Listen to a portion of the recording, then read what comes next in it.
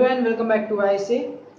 आज हम जो टॉपिक देख रहे हैं उसका नाम है characteristics of stationery waves. Okay, और इससे पहले जो टॉपिक देखा था उसके अंदर हमने देखा था कि स्टेशनरी वेव्स क्या होती है और उसके लिए इक्वेशन निकाले थे जब आपकी बाउंड्री फ्री होगी या फिर जब रिजिड होगी। ओके, दोनों भी केसेस में हमने फॉर्मूलाज उसके निकाले थे। तो आज हम देख रहे हैं कि जो स्टेशनरी वेव्स है वो उसकी कुछ कैरेक्टरिस्टिक्स है, उसकी जो प्रॉपर्टीज है उसके बारे में देखने वाले हैं कि आप उसको कैसे पहचानोगे, राइट, कि वो स्टेशनरी वेव है। ओके, कौन सी प्रॉपर्टीज उसकी होती है। तो फर्स्ट ऑफ ऑल आपको भी स्क्रीन पर स्टेशनरी वेव की एक इमेज दिख रही होगी, एक एनिमेटेड इमेज दिख रही होगी। ओके, जिसमें आपको स्टेशनरी वेव किस तरह से फॉर्म होता है वो दिखाई दे रहा होगा। ओके, तो अब हम जो देख रहे हैं कि अब इसकी कैरेक्टरिस्टिक्स की बात कर रहे हैं।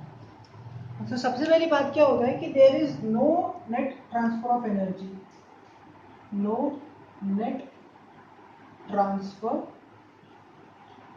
Of energy.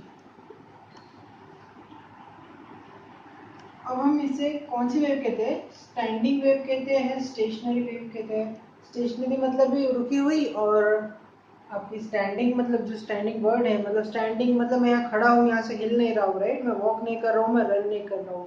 Okay, that's why मैं एक जगह पर खड़ा हूँ। दैट्स वाई अगर जब तक कि आपकी वेव मूव नहीं करेगी या फिर कोई भी बॉडी जब तक कि मूव नहीं करेगी तो वो एनर्जी ट्रांसफर नहीं कर सकता, राइट। एनर्जी ट्रांसफर करने के लिए एक बॉडी के अंदर एनर्जी अगर पोजेस करनी है उसे, तो उसके अंदर कुछ वेलोसिटी होनी चाहिए, राइट। इवन अगर आप काइनेटिक एनर्जी का फॉर्मूला देखो तो kinetic energy is half into M into V square, right, M V square, okay, small V, और velocity M V square, right. तो इसमें भी वेलोसिटी वाला फंडा आ गया, राइट। तो जब यहाँ पर डिस्प्लेसमेंट ही नहीं हो रहा है उस वेव का, ओके, वेव एक ही जगह अपनी जगह पर ही खड़ी है और वो क्या कर रही है, एक्चुअल में एक्सपांड हो रही है, कॉन्ट्रैक्ट हो रही है वेव, बट अपनी जगह से सामने नहीं जा रही है। ओके,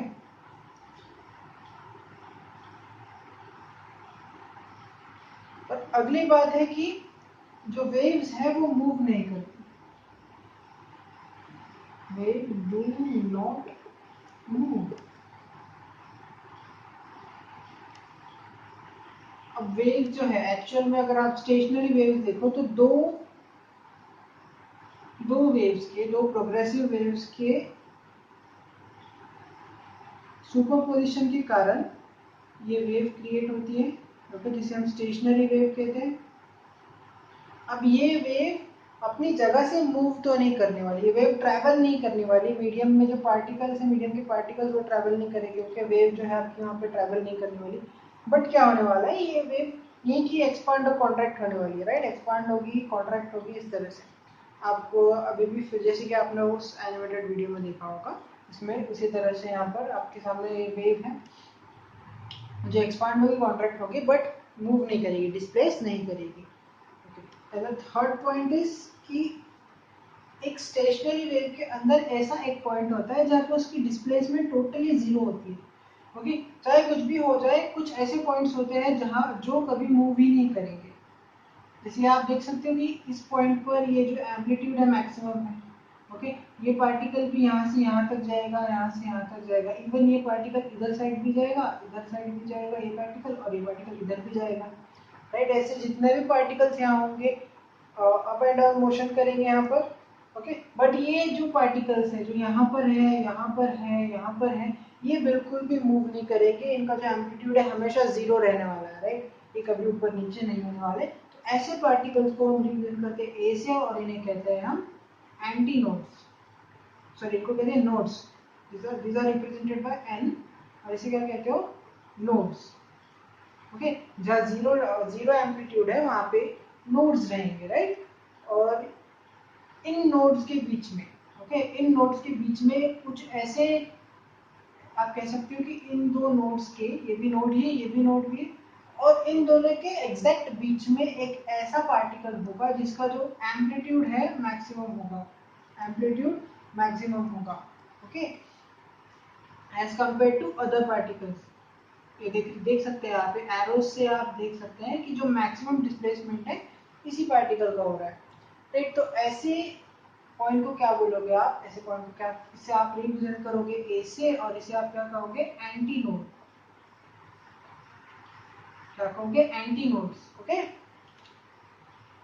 अब ये फंडा समझ रहा है, ये नोड्स और एंटी नोड्स किसके बेसिस पर है, ये बेस्ड है एम्पलीट्यूड के ऊपर। अगर एम्पलीट्यूड जीरो ही है, ऐसे कोई पॉइंट्स है जहां पर एम्पलीट्यूड हमेशा जीरो रहने वाला है, तो ऐसे पॉइंट्स को कहोगे नोड्स, और ऐसे पॉइंट्स जहां पर आपका एम्पलीट्यूड मैक्सिमम होगा ऑन ईदर साइड, तो उन्हें क्या कहोगे आप, एंटी नोड्स।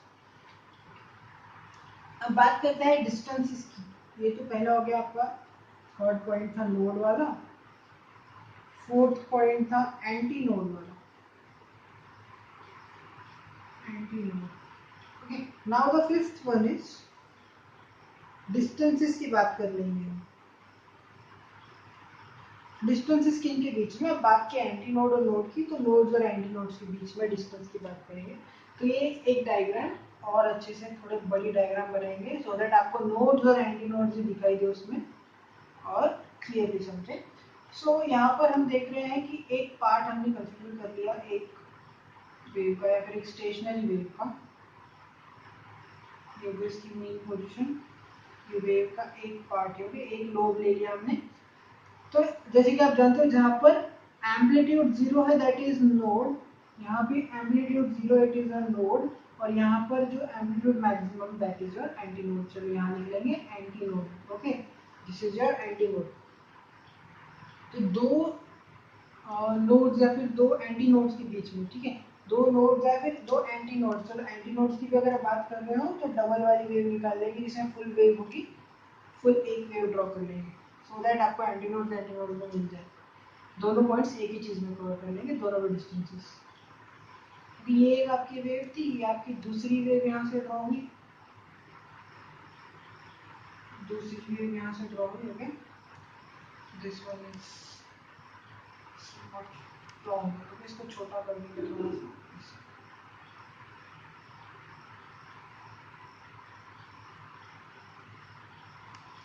ठीक है, ये है आपके पास में एक स्टेशनरी वेव, राइट। इस वाली वेव को मैं ऐसे कर देता हूँ सो दैट आपको पता चल जाए कि दोनों की सुपरपोजिशन से, दो अलग अलग वेव्स की सुपरपोजिशन से ये वेव बनी।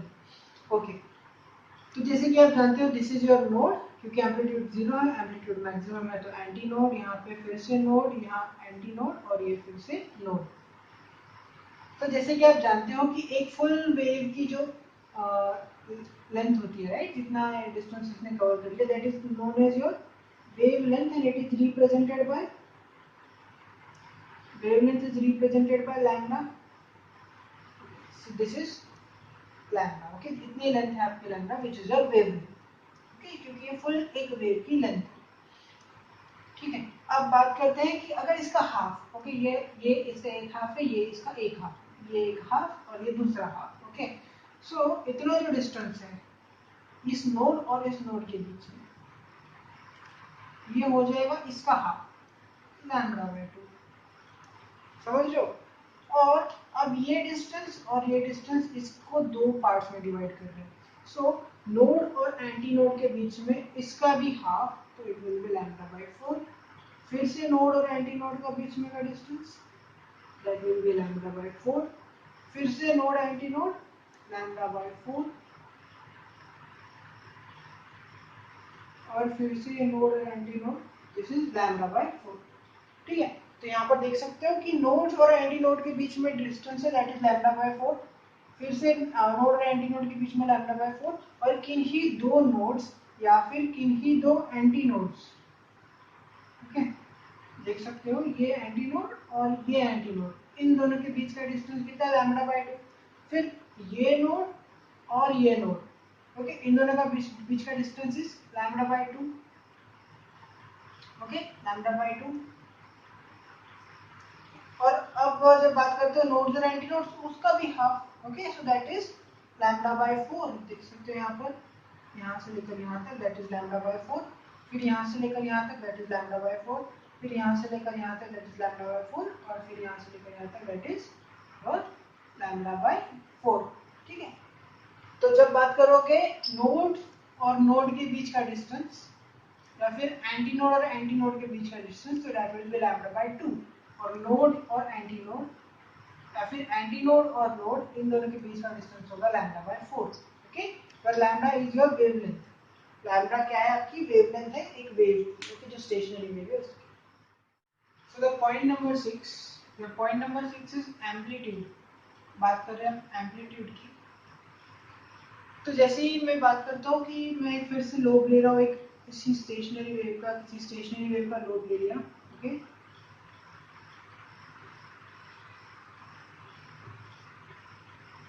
ठीक, तो जैसे कि आप जानते हो this portion is known as antinode, okay. और ये आपका नोड, क्यों? क्योंकि यहाँ पर जो एम्पलीट्यूड है जीरो रहने वाला है, ओके। ऐसे पॉइंट्स जहाँ पर एम्पलीट्यूड इज जीरो, जो कभी इंक्रीज नहीं होगा, जहाँ के पार्टिकल्स मोशन नहीं करेंगे, ओके, ऐसे पॉइंट्स को कहोगे आप नोड्स। और जहाँ पे मैक्सिमम एम्पलीट्यूड होगा that is your known as antinodes, ठीक है। तो जैसे कि आप जानते हो कि एम्पलीट्यूड यहाँ मैक्सिमम है, इस साइड में देखो तो यहाँ कम हो रहा है, फिर यहाँ पे और कम हो रहा है, यहाँ पे और कम हो रहा है, और यहाँ पर और कम, यहाँ पर और कम, यहाँ पे आके कम्प्लीटली जीरो। इसकी उसी तरह से राइट साइड में भी यहाँ पर कम हो रहा है, फिर यहाँ और कम हो रहा है, फिर यहाँ और कम, यहाँ और कम, यहाँ और कम, यहाँ और कम, और इस पॉइंट पे आ गया जीरो। उसी तरह से नीचे की तरफ भी अगर आप देखो तो यहाँ पे एम्पलीट्यूड मैक्सिमम, फिर कम, फिर और कम, फिर और कम, फिर और कम, ओके। इस तरह से कम होते होते होते होते वो जाएगा इस तरफ और जीरो, फिर यहाँ पर आएगा कम हुआ और कम हुआ और कम हुआ और कम हुआ, और इस पॉइंट पे आके जीरो। इस तरह से एम्पलीट्यूड कितनी का यहाँ से एंटी नोड से नोड की तरफ जाते हुए कम हो रही है, राइट। फिर से एंटी नोड से नोड की तरफ जाते हुए एम्पलीट्यूड कम हो रही है, डिक्रीज हो रही है, ओके। जब एंटी नोड से लेकर नोड तक जा रहे हैं, ओके, तब आपकी एम्पलीट्यूड कम हो रही है, डिक्रीज हो रही है, राइट। और जब आप नोड से लेकर एंटी नोड तक जा रहे हो, या फिर यहाँ पे देखो फिर से नोड से लेकर एंटी नोड तक जा रहे हो, नोड से लेकर एंटी नोड तक जा रहे हो, तो आपकी एम्पलीट्यूड इंक्रीज हो रही है, राइट। मैक्सिमम तक जा रही है, जीरो से लेकर मैक्सिमम तक जा रही है, ओके। इस तरह से फंडा इस एम्पलीट्यूड वाले चीज का, ओके। एम्पलीट्यूड की बात हो गई, अब बात करते हैं फेज की। फेज की मतलब किस तरह के फेज की हम बात करें, एक पार्टिकल लेट से कि अगर हम बात करते हैं, चलो फिर से एक वेव स्ट्रक्चर लेते हैं, फिर से स्टेशनरी वेव लेते हैं,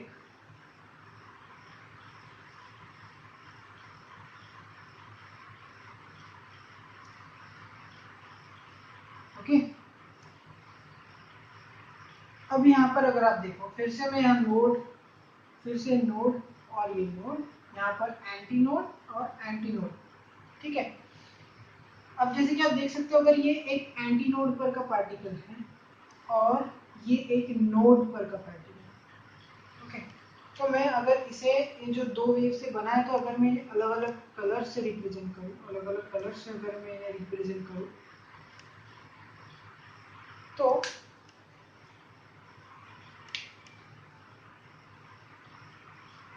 ये हुई मेरी सेकेंड वेव,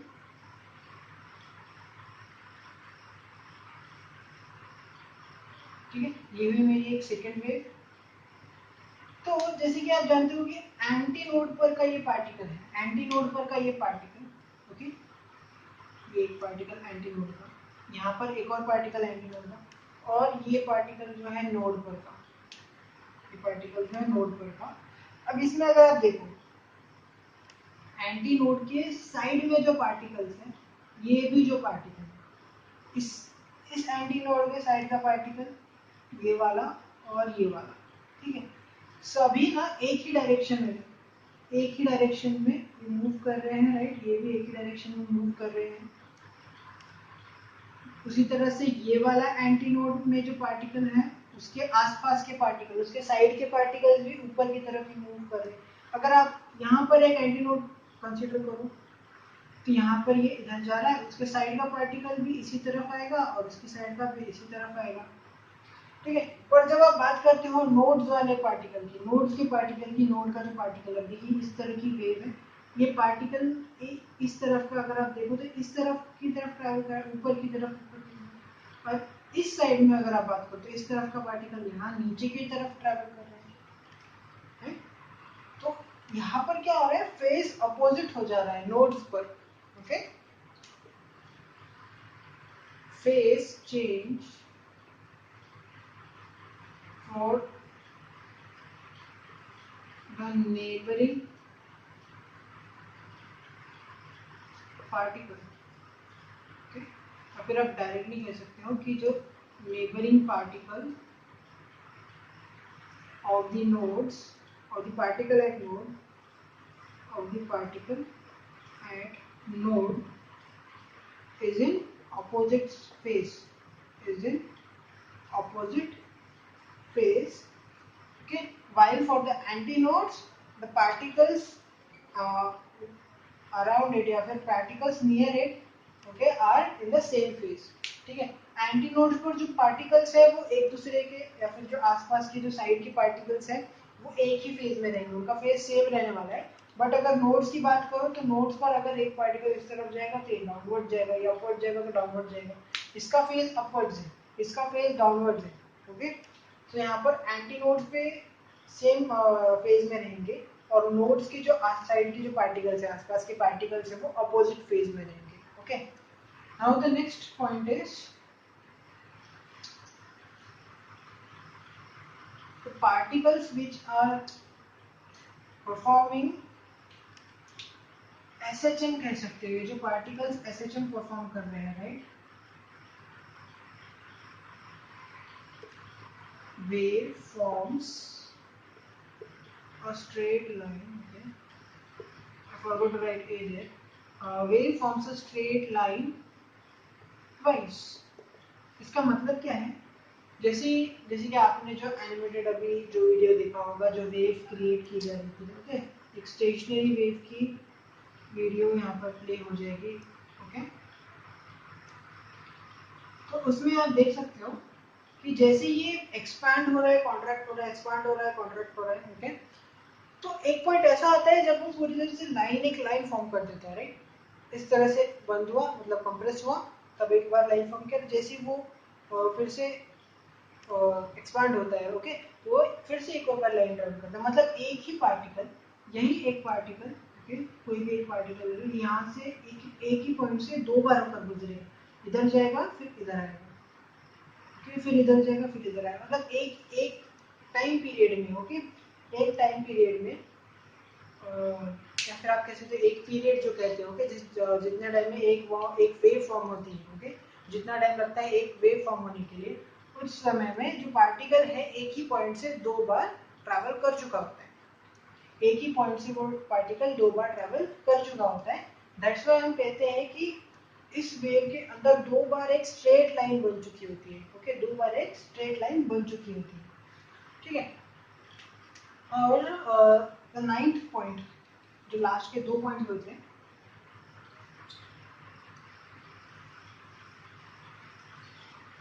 प्रेशर और डेंसिटी वाला, नाइन्थ और 10th पॉइंट है, दो प्रेशर और डेंसिटी वाले। ठीक है, और जो नोड्स बन रहे हैं लॉन्जिट्यूडनल वेव्स में,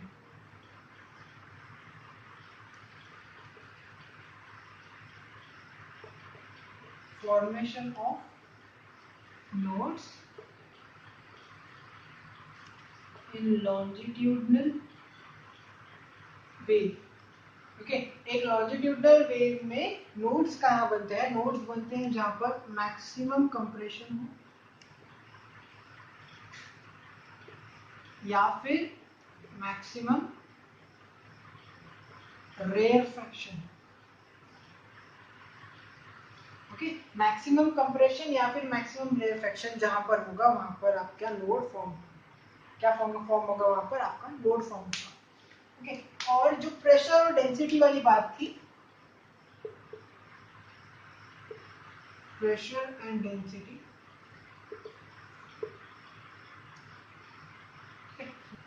अगर एक लॉन्जिट्यूडनल प्रोग्रेसिव वेव की आप बात कर रहे हो तो वेव्स, जो वेव होगी लॉन्जिट्यूडनल प्रोग्रेसिव वेव, उसके अंदर नोड्स पर, ओके, यहाँ लिख देंगे एट नोड्स। ठीक है, in a longitudinal progressive wave, okay, at the nodes the pressure and density are maximum while at antinodes there is no such thing, okay, कि उसके नोड्स पर प्रेशर, उसके एंटीनोड पे प्रेशर और डेंसिटी ज्यादा होगी, ऐसा कुछ नहीं होगा, ओके, वो मैटर नहीं करता, एंटीनोड्स के केस में बिल्कुल मैटर नहीं करता, ओके, ऐसा कोई चेंज होता ही नहीं एट दी एंटीनोड्स, सिर्फ नोड्स में प्रेशर और डेंसिटी मैक्सिमम होती है एक लॉन्जिट्यूडनल प्रोग्रेसिव वेव के अंदर, ठीक है। और जहाँ तक बात है, यहाँ पे हमने जो बात की लॉन्जिट्यूडनल प्रोग्रेसिव वेव, सिर्फ लॉन्जिट्यूडनल वेव क्यों बोला, ट्रांसवर्स वेव क्यों नहीं बोला, ये इसलिए क्योंकि उस केस में प्रेशर और डेंसिटी वाला कोई सब्जेक्ट होता ही नहीं है, क्या जो ट्रांसवर्स वेव है उसके अंदर होते हैं, वहाँ पे ये टॉपिक आते ही नहीं कि प्रेशर और डेंसिटी पे क्यों होने वाला है, ओके, प्रेशर और डेंसिटी एक्चुअली वहाँ पे चेंज ही नहीं होता है, ओके, तो इस केस में बात करके मतलब नहीं यार, ना तो नोड्स पे ना तो एंटी नोड्स पे प्रेशर और डेंसिटी चेंज होगा सिर्फ लॉन्जिट्यूडनल वेव्स के अंदर, ओके, दैट्स व्हाई हमने यहाँ पे सिर्फ लॉन्जिट्यूडनल वेव्स की बात की। तो अब बढ़ते हैं हमारे नेक्स्ट टॉपिक के ऊपर, जिसमें हम देखने वाले हैं कि नॉर्मल मोड्स में, ओके, नॉर्मल मोड्स में आपकी फ्रीक्वेंसी किस तरह से होने वाली, जो फंडामेंटल फ्रीक्वेंसी है, या फिर उसके बाद में जो आप कह सकते हो फर्स्ट ओवरटोन, सेकंड ओवरटोन, बहुत कुछ है, वो सब देखने वाले हैं। बहुत ईजी सा टॉपिक है, दिखने में थोड़ा सा कॉम्प्लेक्स लग सकता है बट ईजी, समझ जाएगा।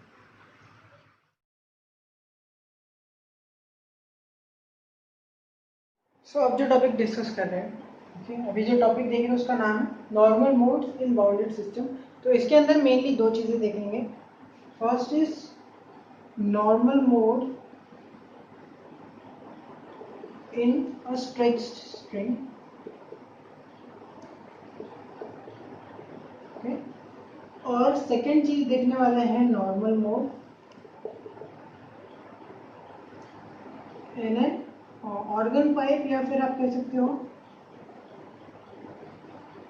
एयर कॉलम, ठीक है, एक ऑर्गन पाइप या फिर एक एयर कॉलम के अंदर नॉर्मल मोड की जो इक्वेशंस है वो देखने वाले हैं, फंडामेंटल फ्रीक्वेंसी देखेंगे, उसके बाद में फर्स्ट हार्मोनिक, वही फंडामेंटल फ्रीक्वेंसी को फर्स्ट हार्मोनिक कहते हैं, और उसके बाद में first overtone, second overtone, third overtone, ठीक है, वो सब कुछ देखेंगे दोनों भी केसेस में, स्ट्रेच स्ट्रिंग में भी और जो ऑर्गन पाइप है उसमें भी। फिर ऑर्गन पाइप में भी दो केसेस होंगे, ओपन ऑर्गन पाइप और एक क्लोज्ड ऑर्गन पाइप में, ठीक है, वो क्या होता है, ऑर्गन पाइप क्या है, वो सब कुछ देखेंगे, ओके। तो let's move on to this topic. तो चलते हैं हमारे फर्स्ट टॉपिक के ऊपर, जिसका नाम है normal mode in a stretch string, ठीक है। तो अभी स्ट्रेच स्ट्रिंग में जो नॉर्मल मोड की इक्वेशन है वो निकालने वाले हैं।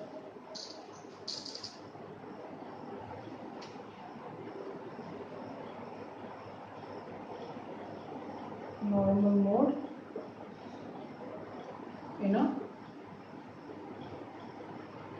स्ट्रेच्ड स्ट्रिंग, ठीक है।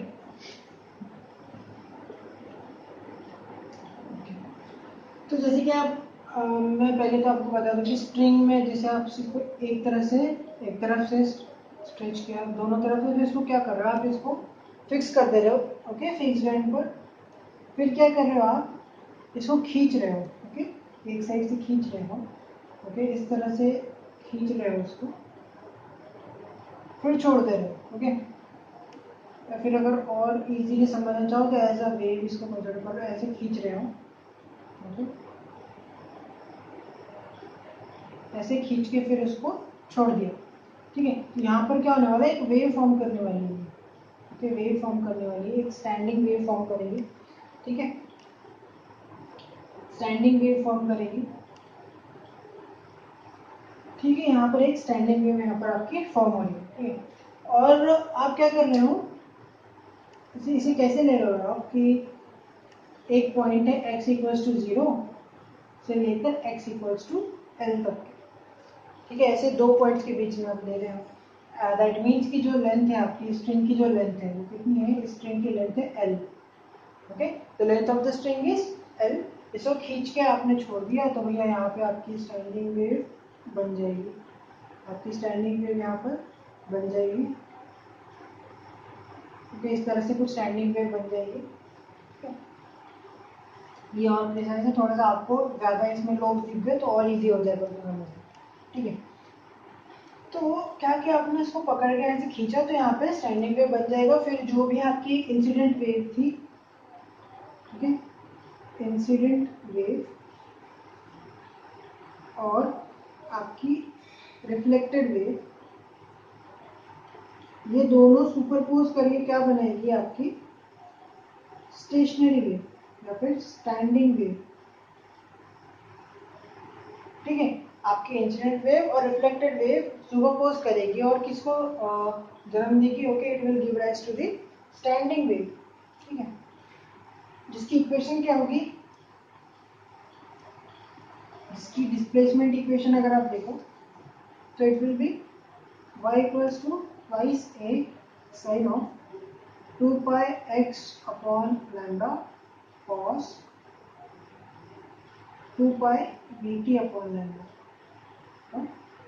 लैम्डा इस तरह से। ओके, ये इक्वेशंस हम पहले डिराइव कर चुके हैं। ओके, हम ऑलरेडी इसको डिराइव कर चुके हैं एक स्ट्रिंग के अंदर। ओके, नॉर्मल मोड्स के अंदर। ठीक है, normal mode in a stretch string. ठीक है, इस x अपॉन लैम्डा की जगह अगर आप L पॉइंट पर बात करो, क्या कह रहे थे हम, x इक्वल टू 0 से लेकर x इक्वल टू L तक के। ओके, x इक्वल टू 0 से लेकर x इक्वल टू L तक की उस स्ट्रिंग की लेंथ थी। तो इस कंडीशन पे अगर आप बात करते हो, ठीक है, जो आपकी साइन वाली टर्म थी उसमें समझे साइन 2 पाई x अपॉन लैम्डा वाली टर्म दी। ओके, जो इक्वेशन हमने यहाँ लिखा था उसमें से। ठीक है, अब x की जगह आप यहाँ लिख रहे हो L। It will be equal to 0 for all values of t, right? इसी की जगह आप जब इसको साइन इनवर्स ले लो, ठीक है, इनवर्स में जब आप इसके फंक्शंस को ले लो तो आपके पास क्या आ जाएगा, 2 पाई L अपॉन लैम्डा।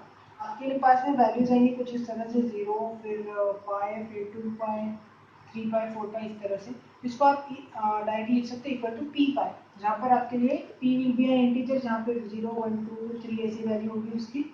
ठीक है, और वो वैल्यू सबकी तरफ जाती रहेगी। ठीक है, तो आप डायरेक्टली आप इन दोनों को इक्वेट कर सकते हो, जैसे कि 2 pi L upon lambda is equals to p into pi, p and pi and pi will get cancel. और उसके बाद में आपको क्या चाहिए, यहाँ से आपको यहाँ पे चाहिए लैम्डा की वैल्यू। ठीक है, लैम्डा गए इधर और ये आया इधर, तो आपके पास में आ जाएगा 2l upon pi p. Okay, lambda equals to 2l upon p. तो यहाँ पर जो आपका इंटीजर है p, ठीक है, lambda equals to 2l upon p.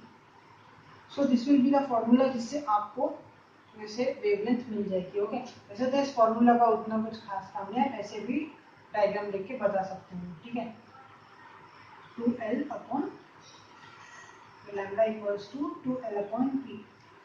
ठीक है, जब p होगा p इक्वल टू 1, तब क्या होने वाला है आपके लिए, lambda equals to twice l होने वाला है। ओके, और यहाँ पर p 0 क्यों नहीं हो सकता। ओके, जब p 0 कर दो, चलो p की अगर आप वैल्यू 0 रखते हो तो ये क्या हो जाएगा, 2l upon 0, that will be equal to infinity, पर वेवलेंथ कभी इन्फिनिटी नहीं हो सकती। Okay, that's why p is never equal to 0, p will never be equal to 0। ठीक है, कहाँ से स्टार्ट होगा p, it will be starting from 1। ठीक है, ठीक है, ये चीज क्लियर हो गई। तो अभी जब हम बात करते हैं फर्स्ट हार्मोनिक की, ठीक है, फर्स्ट हार्मोनिक की, या फिर आप कह सकते हो first mode of vibration, first mode of vibration. तो इसमें इसे आप एक और नाम से जान सकते हो, it is known as first harmonic, first harmonic. ठीक है, फर्स्ट हार्मोनिक वाइब्रेशन, या फिर आप इसे ऐसे भी जानते हो, इसे कहते हो फंडामेंटल फ्रीक्वेंसी, फंडामेंटल फ्रीक्वेंसी। ठीक है, यहाँ पर हम मेनली बात करने वाले हैं फ्रीक्वेंसी की। ठीक है, now we already know that कि v is equals to v nu into lambda, right, velocity is equals to wavelength into frequency, right, we know this formula. तो यहाँ से हम क्या कर रहे हैं, फ्रीक्वेंसी के लिए फॉर्मूला निकालो, v अपॉन लैम्डा ले लिया, चलो यहाँ पे, और यहाँ पे ले लो लैम्डा 1, बिकॉज यहाँ पर आप फर्स्ट फ्रीक्वेंसी ले रहे हो, राइट, फर्स्ट हार्मोनिक फ्रीक्वेंसी ले रहे हो। ठीक है, नाउ यू हैव v। ठीक है, v की बात कर रहे हो तो हम ऑलरेडी जानते हैं कि v इज इक्वल्स टू, हमने इसका भी डेरिवेशन किया है कि how v is equal to under root of t by m, where t is the tension and m is mass per unit length, t is tension and m is mass per unit length। यहाँ पर v will be equal to under root of t by m। ठीक है, उसी के साथ साथ आपके amplitude की वैल्यू, ठीक है, अब जैसे कि आप बात कर रहे हो फर्स्ट हार्मोनिक की,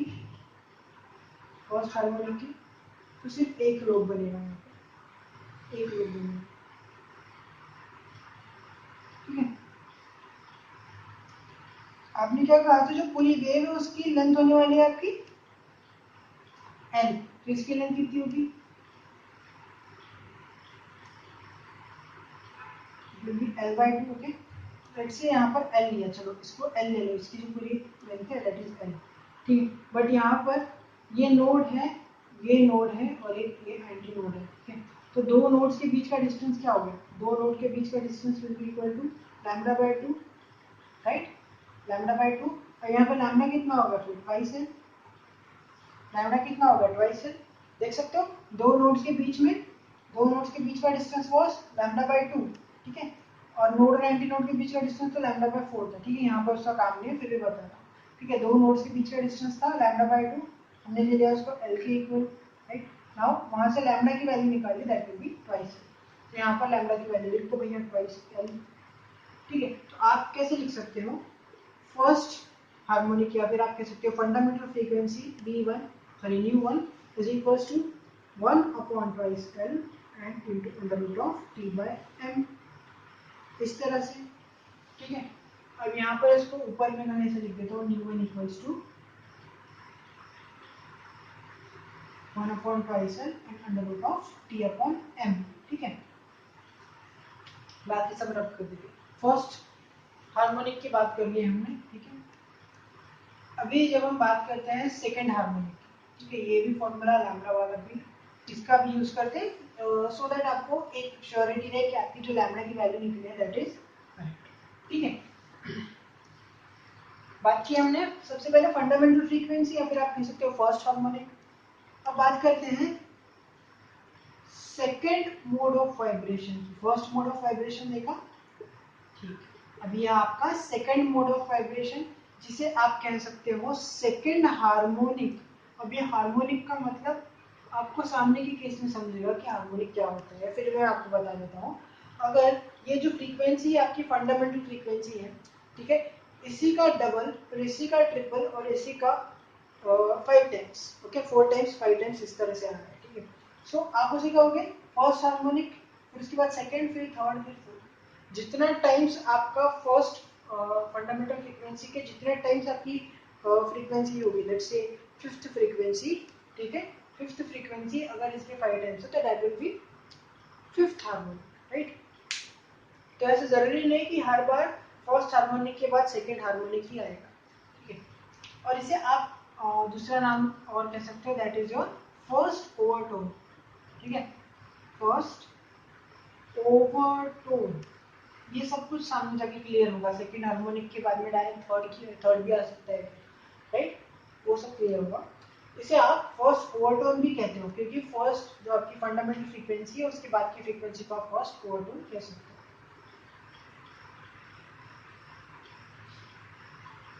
ठीक है। सेकंड मोड ऑफ वाइब्रेशन देख रहे हैं, उसमें एक लोब बना था, तो इसमें कितने लोब बनेंगे, इसमें दो लोब बनेंगे, इसमें बने दो लोब्स, ठीक है। ये नोड और अब ये एक और नोड, फिर यहाँ पर एंटी नोड, ठीक है। आप जानते हो नोड और एंटी नोड के बीच का डिस्टेंस λ/4, λ/4 है। इसके बीच का और इसके बीच का फिर से λ/4 है। फिर यहाँ भी दो नोड्स और एंटी नोड्स के बीच से देखो डिस्टेंस λ/4 और λ/4 है, ठीक है। और आपको ऑलरेडी पता है कि जो डिस्टेंस आपने लेना है यहाँ पे इट विल बी L, ठीक है। Now that means L equals to 4 times λ/4, therefore lambda is equals to 4 times L, ठीक है, 4 टाइम्स L/4, इस तरह से। अब यहाँ पे मैं T की वैल्यू कितनी 2 रख देता हूँ, तो यहाँ पे आपके लिए इसकी वैल्यू आ जाएगी 2L/2, राइट, ट्वाइस L/2। तो यहाँ पर भी आप कह सकते हो इसको 2 और 2 से कट कर दो, that is twice L/2, right, ठीक है। लैम्डा की value that is your lambda, second λ/2, ठीक है। अब आपको ऑलरेडी पता है कि V is equals to, sorry nu equals to, okay, nu equals to न्यू2, ओके। आपकी second mode of vibration is equals to V upon lambda, v upon lambda. तो वेलोसिटी तो सेम रहेगी under root of T by M. बात कर रहे हो आप यहाँ पर किसकी, आपके लैम्डा 2 की। Okay, lambda 2। Okay, so this is twice of 2l। ये 2l यहाँ पर आया और ये जो 2 था नीचे का वो ऊपर चला जाएगा, राइट। ऊपर चला जाएगा तो ये हो जाएगा इस तरह से 2। तो आप इसे कैसे लिख सकते हो, और कैसे लिख सकते हो इसको, twice into 1 upon twice l into under root of T by M, इस तरह से। ठीक है, दैट मीन्स आपको जो न्यू 2 है that is equals to 2 into nu 1। Okay, आपकी जो फंडामेंटल फ्रीक्वेंसी है। तो आप क्या कह सकते हो कि जो आपकी सेकंड सॉरी फर्स्ट ओवरटोन है या फिर सेकंड हार्मोनिक है that is equal to twice of fundamental frequency. Fundamental frequency, चलो यहाँ तक समझा। अब अगर मैं बात करता हूँ थर्ड हार्मोनिक की। ओके, थर्ड हार्मोनिक इसलिए कह रहा हूँ क्योंकि मुझे पता है कि ऑलरेडी यहाँ पर हार्मोनिक होने वाला है। ओके, मतलब नेक्स्ट वाला जो है वो 3 होने वाला है, दैट्स व्हाई मैं ऐसा कह रहा हूँ। या फिर मैं यहाँ वैल्यू पुट करके भी कह सकता हूँ। ठीक है,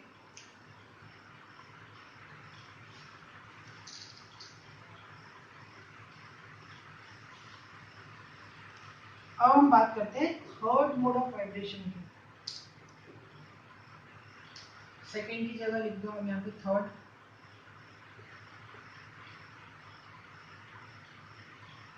थर्ड मोड ऑफ वाइब्रेशन जिसे आप कह सकते हो थर्ड हार्मोनिक, और जिसे आप कह सकते हो सेकेंड ओवरटोन।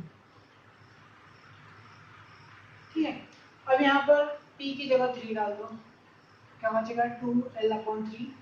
ठीक है, अब थर्ड हार्मोनिक है तो 3 लोब बनेंगे।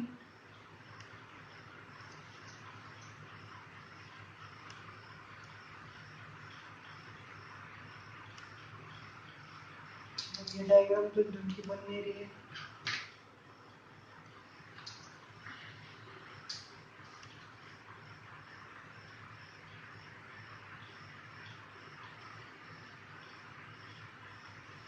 ठीक है, फिर ये हो गया नोड, फिर से नोड, फिर से नोड, और ये भी node, anti node, anti node और एंटी नोड। ठीक है, अब यहाँ पर आप ये देख सकते हो 1 λ/4, फिर से ये λ/4, फिर से λ/4, फिर से λ/4, फिर से λ/4 और ये फिर से λ/4। ठीक, कितने बार हो चुका है यहाँ पे, 6 बार आ गया। ठीक है, 6 टाइम्स ऑफ λ/4। तो L is equal to 6 times of λ/4। इसी का मतलब आप कह सकते हो कि 3 λ/2। ठीक है, L is equal to 3 λ/2। therefore lambda is equals to 2/3 of L। ठीक है, दैट इज 2/3 of L। ठीक है, यहाँ फिर से P लिख देता हूँ। ओके, फिर से अब यहाँ पर न्यू 3। ओके, थर्ड हार्मोनिक, कह सकते हो सेकेंड ओवरटोन, कह सकते हो थर्ड मोड ऑफ वाइब्रेशन, जो बन जाए वो बोल लूंगा। ठीक है, V3। ओके, सो न्यू 3 जो आपकी फ्रीक्वेंसी है that is V upon lambda. फिर से अब वेलोसिटी फिर से सेम रहेगी under root of T by M. आपकी एम्पलीट्यूड की वैल्यू डाल दो यहाँ पर, तो भैया 3 तो ऊपर चला गया, यहाँ पर ट्वाइस L। 3 चला गया ऊपर तो 3 को ऐसे यहाँ कहीं लगा दो अभी का। ठीक है, इसको आप कैसे लिख सकते हो फिर 3 इंटू, अभी इसको अलग ले लेंगे, 1/2 ले लिया। ठीक है, फिर under root of T upon M. So this is your fundamental frequency again. ये nu 3 is equals to 3 times of fundamental frequency. तो आपकी जो थर्ड हार्मोनिक है that is 3 times the fundamental frequency. तो यहाँ पर अगर आप रेशियो देखो फ्रीक्वेंसीज का, ठीक है, फ्रीक्वेंसी का अगर आप रेशियो देखो तो वो रेशियो किस तरह से आएगा, वो रेशियो आएगा इन दिस फॉर्म। अगर मैं फ्रीक्वेंसी को n से लेता हूँ, चलो यहाँ तो मैंने न्यू से लिया है, बट अगर मैं फ्रीक्वेंसी को n से रिप्रेजेंट करता हूँ तो n1 n2 और n3 का रेशियो। ठीक है, कुछ इस तरह से कंटिन्यू होता जाएगा, n4 n5 जो भी होगा जहाँ तक होगा वो। ठीक है, और वो होगा रेशियो ऑफ 1:2 2:3 जो भी है सामने। ठीक है, 1:2 3:4 5 जितना भी सामने जाएगा वो। ठीक है, इस तरह से वो सामने बढ़ता रहेगा। इस तरह से कुछ होगा आपके स्ट्रेच स्ट्रिंग के अंदर, normal mode in a stretch string. ठीक है, अब इसके बाद में जो बात करेंगे topic, that will B of air column. अगर आप पूछते हो organ pipe, okay, organ pipe मतलब आप समझ लो एक पाइप ही समझ लो, नॉर्मल सा पाइप समझ लो उसको। ठीक है, मटेरियल कोई भी मटेरियल से बना हो सकता है वो। ठीक है, ऐसा जरूरी नहीं कि किसी एनिमल के ऑर्गन से बनाया गया हो उसको, राइट, किसी भी चीज से बना हो सकता है। बस एक सिंपल सा पाइप होता है, इतना समझ लो, एक सिंपल सा पाइप होता है। उसके अंदर दो वेरिएंट आएंगे। एक तो हो सकता है कि इस तरह से वो एक साइड से बंद हो, क्लोज हो, या फिर ऐसा होगा कि वो दोनों साइड से ओपन हो। ठीक है, कोई भी एक केस हो सकता है। अगर एक साइड से बंद है तो उसे कहोगे क्लोज ऑर्गन पाइप, और अगर ओपन है दोनों साइड से तो उसे कहोगे ओपन ऑर्गन पाइप। ठीक है, तो let's move on to that topic. Hey guys, welcome back. अभी हम देख रहे हैं जो न्यू टॉपिक है, ठीक है, उसमें हम देख रहे हैं कि normal modes in close organ pipe और ओपन ऑर्गन पाइप। ठीक है, तो क्लोज ऑर्गन पाइप में एक साइड से ओपन है, दूसरे साइड से क्लोज है। ठीक है, this is a close organ pipe. यहाँ पे क्या कर रहे हैं, ट्यूनिंग फॉर्क रख दिया, उसको रिंग कर दिया। तो ये देखो यहाँ पे कंप्रेशंस, फिर रेयरफैक्शंस, इस फॉर्म में आप, मतलब लॉन्जिट्यूडनल वेव्स है ना आपकी साउंड वेव्स, तो इस फॉर्म में आपकी वेव्स ट्रैवल करेंगी। ठीक है, जो मीडियम होगा, मीडियम विल बी एयर और गैस। ठीक है, गैस मतलब आपका एयर ही होगा। ठीक है, air is a mixture of gases, right, that's why आपका मीडियम आप कह सकते हो एयर है या गैस। ठीक है, इस तरह से जब बात करते हो close organ pipe, normal mode in closed organ pipe. ठीक है, अब इसमें क्या कर रहे हो,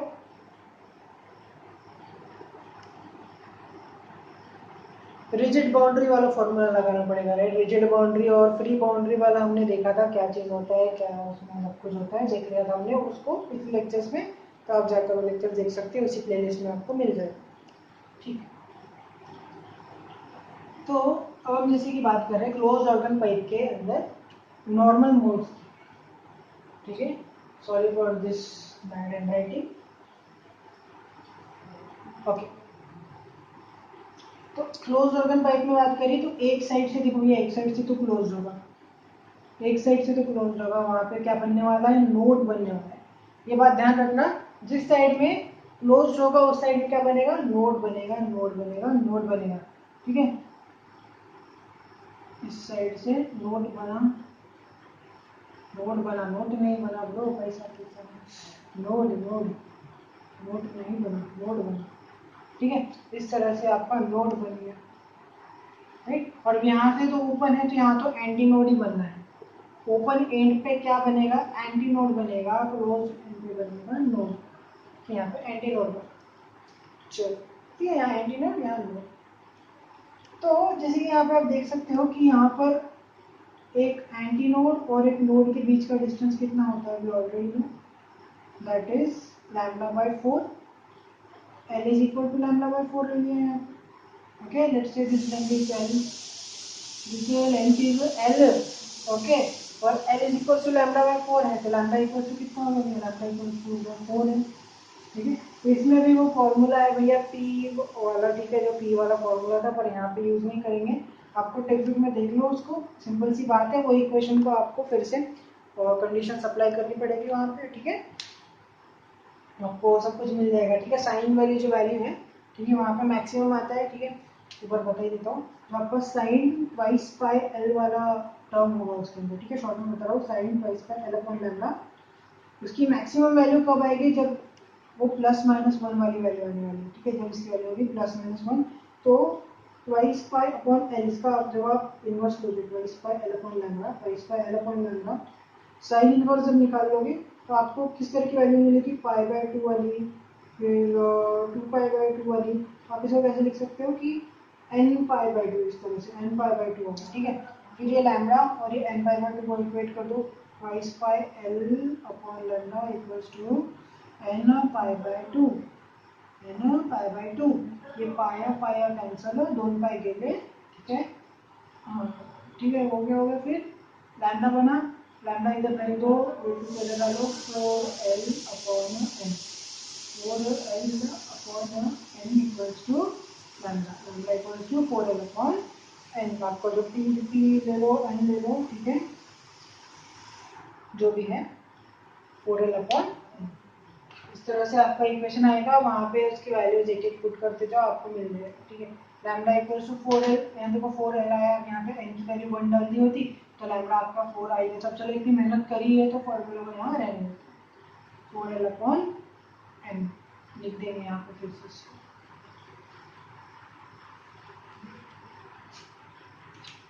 तो इक्वेशन याद रखना, वो आपका जो फ्री बाउंड्री वाला इक्वेशन होगा वो अप्लाई होने वाला है यहाँ पे, ठीक है। ये जो लेंथ थी L थी, ठीक है, इतना भी याद रखना। फिर आपके लिए जो लैम्डा का फॉर्मूला था 4L अपॉन n, ये फॉर्मूला याद रखना है। चलो यहाँ पे फर्स्ट इसकी बात कर रहे हैं, फर्स्ट मोड ऑफ वाइब्रेशन की बात कर रहे हैं, तो वहाँ पे n की वैल्यू 1 ले लो, तो यहाँ पे क्या मिल जाएगा, लैम्डा इक्वल्स टू 4L, आपकी फर्स्ट वेवलेंथ, ठीक है। फिर से इसी तरह से यहाँ पर हम बात करते हैं, जैसे कि first mode of vibration, first mode of vibration हम बात कर रहे हैं क्लोज्ड ऑर्गन पाइप की, ठीक है। क्लोज्ड ऑर्गन पाइप की बात कर रहे हैं, मतलब एक साइड क्लोज्ड है, ठीक है। Okay, cool down. First mode of vibration, जिसे आप कह सकते हो फंडामेंटल फ्रीक्वेंसी भी कह सकते हो और फर्स्ट हार्मोनिक भी कह सकते हो, ठीक है। ओके, अब यहाँ पर जैसे कि हम जानते हैं न्यू, या फिर आप जिसे आप फ्रीक्वेंसी कहते हो, nu is equals to v upon lambda, okay. यहाँ पे हम v की जगह वैल्यू पुट नहीं करना है हमको, v को v रहने दो, v को v रहने दो। लैम्डा की जगह डाल दो आपकी लैम्डा की value, that is 4L, 4L आपका new 1 is equal to 4L, मतलब आपकी फंडामेंटल फ्रीक्वेंसी न्यू 1 की वैल्यू आई है v upon 4L। This is your fundamental frequency, ठीक है, for closed organ pipe, closed organ pipe. अब फर्स्ट मोड ऑफ वाइब्रेशन के लिए उतनी आई, चलो ठीक है भैया। अब हम बात करते हैं सेकंड वाले की, तो बात कर रहे हैं हम सेकंड मोड ऑफ वाइब्रेशन की, और आपके पास फंडामेंटल फ्रीक्वेंसी पहले से है, ठीक है। अब जो हमने पहले डायग्राम ड्रॉ किया था, ठीक है, उसके अंदर कैसा था, यहाँ पे आपका था एंटी नोड, यहाँ से लेकर यहाँ पे आपका बन गया था नोड, ठीक है। अब यहाँ पर एक और हमने ऐड कर दिया, राइट, फर्स्ट की जगह सेकंड मोड लिख रहे हैं यहाँ पर, तो यहाँ पर कुछ अलग होगा, थोड़ा सा कुछ अलग होगा। अब यहाँ पर आपके पास में 2 लोब्स आने चाहिए, ठीक है। तो फर्स्ट थिंग तो ये है कि आपके पास में अगर एक क्लोज ऑर्गन पाइप है, तो यहाँ पे तो ऑब्वियसली आपके पास में ये एक लोड आने वाला है इस क्लोज एंड, ठीक है, क्लोज एंड पर आपके पास में लोड आने वाला है। अब इसको कंप्लीट कर दो, ये जो लोड है यहाँ तो ये चलो कंप्लीट हो गया, ठीक है। अब यहाँ पे इसको एक और वेव मिल जाएगी, और लंबा कर दो थोड़ा सा, पूरी तरह से एक लोड ड्रॉ कर देते चलो, ये पार्ट है एक स्टेशनरी वेव का, ठीक है। और इस तरफ में जहाँ पे ओपन एंड होगा वहाँ पर हमेशा एंटी नोड बनेगा, क्या बनेगा, हमेशा एंटी नोड बनेगा। तो यहाँ बना एंटी नोड, फिर लोड, फिर से एंटी नोड, फिर से नोड, इस तरह से, ठीक है। समझ रहे हो, थोड़ा सा हो सकता है ना समझे, मुझे किसी को समझेगा नहीं समझेगा, ट्राई करो ट्राई करो। ओपन जहाँ पर होगा वहाँ पे एंटी नोड होने वाला है, ठीक है। उसके अलावा हमको एक और यहाँ पे लोब ऐड करना है, बस इतना याद रखो, एक लोब ऐड करना है मुझे, फर्स्ट ये याद रखो, ठीक है। फर्स्ट केस में तो नोड बना ही नहीं सकते हुए, क्योंकि यहाँ पे ओपन है तो एंटी नोड बनाना ही पड़ेगा, ठीक है। सेकंड केस में बस एक लोब ऐड करना है अपने यहाँ पे, ठीक है, एक लोब ऐड कर दिया, चलिए यहाँ बन गया anti node node anti node node. अब ये डिस्टेंस कितना था हमारा, लैम्डा बाय 4 का था, चलो लैम्डा बाय 4, फिर से क्या है यहाँ पे लैम्डा बाय 4, फिर से क्या है यहाँ पे लैम्डा बाय 4, ठीक है, लैम्डा बाय 4। अभी समझा कि सेकंड मोड ऑफ वाइब्रेशन, इसको हम सिर्फ सेकंड मोड ऑफ वाइब्रेशन की बजाय सेकंड हार्मोनिक क्यों नहीं बोल रहे, सेकंड हार्मोनिक इसलिए नहीं बोल रहे क्योंकि यहाँ पे वो वाला फंडा ये फॉलो ही नहीं करने वाला है, N1 N2 और N3 वाला, नहीं क्या, ये 1 2 ऐसा वाला फॉर्मूला नहीं आने वाला, यहाँ पे 1 2 ऐसा रेशियो यहाँ पर नहीं आने वाला, ठीक है। अगर ऐसा रेशियो आता तो हार्मोनिक हार्मोनिक लगा दिया होता हमने, फर्स्ट हार्मोनिक सेकंड हार्मोनिक जो भी है, ठीक है। अब यहाँ पे डायरेक्ट जंप करने वाले हैं थर्ड हार्मोनिक के ऊपर, वो कैसे आएगा अभी देखते हैं, ठीक है। अब यहाँ पे फॉर्मूला के हिसाब से सेकंड मोड है तो 2 डाल दिया, 2 तो नहीं डाल सकते, ठीक है। ये फॉर्मूला यहाँ काम आना थोड़ा कम हो जाएगा, इसके ऊपर डिपेंडेंस थोड़ा कम कर दो, इसलिए बोल रहा हूँ कि ये जो मेन चीज है इस पे ध्यान दो। ठीक है, कितने यहाँ पे आपके पास में लैम्डा बाय 4 है, 3 लैम्डा बाय 4 है। ठीक है, तो यहाँ पे आपकी लेंथ L ले लो, this whole length is equals to L, therefore L is equals to 3 times lambda by 4। ये समझ रहे हो, 3 times lambda by 4, 1 2 3, 3 lambda by 4 है। ठीक है, तो लैम्डा कितना हो जाएगा आपका यहाँ पे 4/3 अपॉन L। ठीक है, 4/3 L, इस तरह से। ठीक है, ये हो गया आपका lambda 3।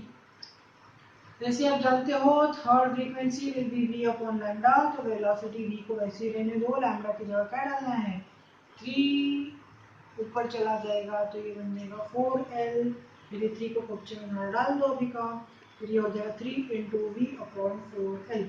Okay, now nu 3 is equals to 3 times the fundamental frequency, देख सकते हो v upon 4L is our fundamental frequency.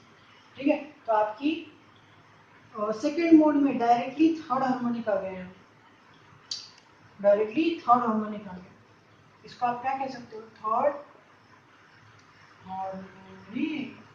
ठीक है,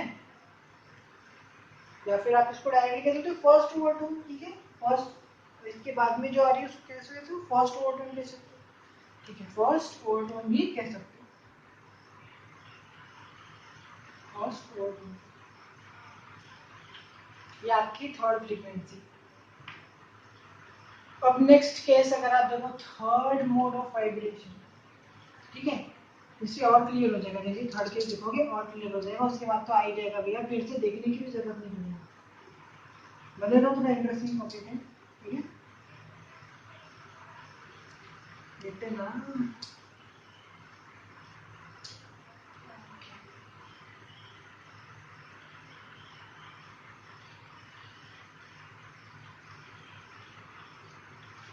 ठीक है, अब देख लिया सेकंड मोड, तो अब देख लो थर्ड मोड देख लो।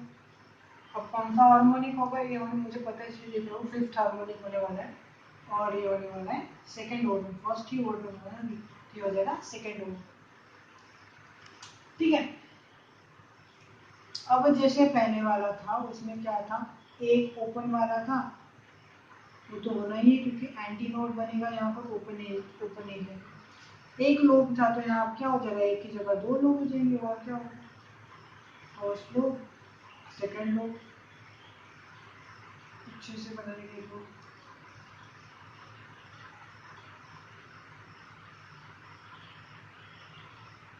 इस तरह से।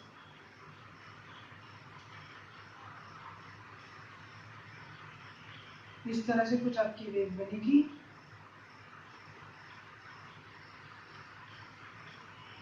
ठीक है, तो ये बना आपका नोड, फिर से नोड, फिर से नोड, ये anti node, anti node, anti node, ये लैम्डा बाय 4 इतना डिस्टेंस, फिर यहाँ से लेकर यहाँ तक लैम्डा बाय 4, यहाँ से लेकर यहाँ तक लैम्डा बाय 4, यहाँ से लेकर यहाँ तक, और यहाँ से लेकर यहाँ तक, 1 2 3 4 5, ये बन गया आपका 5 टाइम्स लैम्डा बाय 4।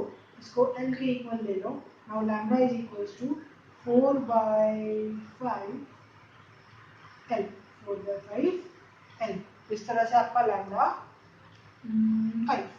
ठीक है, कौन सा लैम्डा 5, फिफ्थ हार्मोनिक का लैम्डा। ठीक है,